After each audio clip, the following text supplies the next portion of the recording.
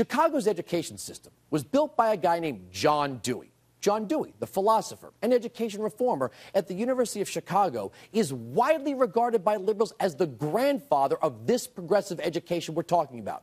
His book, Experience in Education, made him the man who taught the teachers. He famously said, "The mere absorbing of facts and truths is so exclusively individual an affair that it tends very naturally to pass into selfishness. There's no obvious social motive for the acquirement of mere learning. There's no clear social gain thereat." In other words, that learning of individual interests that would prepare one for employment or any self-gain offended Dewey. This one-size-fits-all approach to learning comes from Dewey.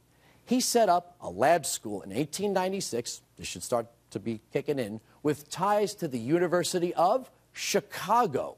Now, a lab school is based on a laboratory setting where knowledge is tested and experimented. And by the way, that lab school that Dewey founded happens to be one I just told you about, where Valerie Jarrett, Sasha, and Malia Obama attended. Now, I want to bring in John Tillman. He's the CEO of the Illinois Policy Institute, and he joins us from Chicago. Hi, John.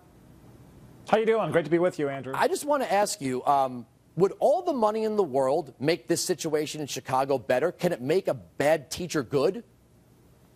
No, in fact, this whole problem is not about the money. The truth that nobody's talking about is the root problem is the monopoly control the Chicago public school system has over the lives of these children that are not going to school today, and in turn, the monopoly control the Chicago Teachers Union has over the school system. It's a double monopoly which creates double jeopardy for the children, and that's the root problem. We need choice that empowers parents to choose what's best, despite what that person said on your package in advance of this interview. You know, what's funny is that 20 years ago, Bill Clinton talked about school choice. In 2012, you get vilified if you talk about school choice.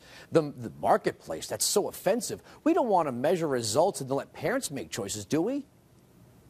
It's so funny to me. I've been debating union representatives for the last 48 hours, and they keep talking about competition not being good for our schools. Really, is that why we have valedictorians? Is that why we have grade point averages? Is that why real life is all about competition? They seem to forget that the competitive free market system provides the funds that allows public education in schools and teacher salaries to be paid in the first place. Competition is the greatest force for good we've ever created, and the reason that our public schools, particularly here in Chicago, are failing is we don't have competition. Now, that's the funny thing about the voucher system. It's still public funding. It's just results and merit-based. You can't get away by running a poor-performing school. Exactly. And what really has been interesting to me about the debate here is that what the teachers union really fears is accountability.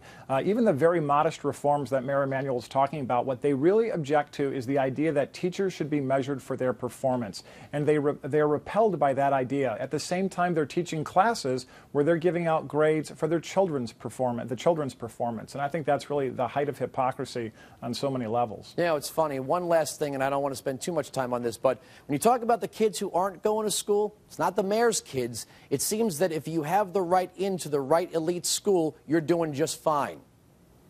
That's exactly right. 82% of the kids in Chicago public schools are low income. Those people who have the money, like teachers, have their kids in schools today because they either got in the lottery of a charter school or they're paying twice, property taxes on the one hand and then the tuition on the other hand, like you're referring to. All right, John, thank you very much for joining me on the program. Coming up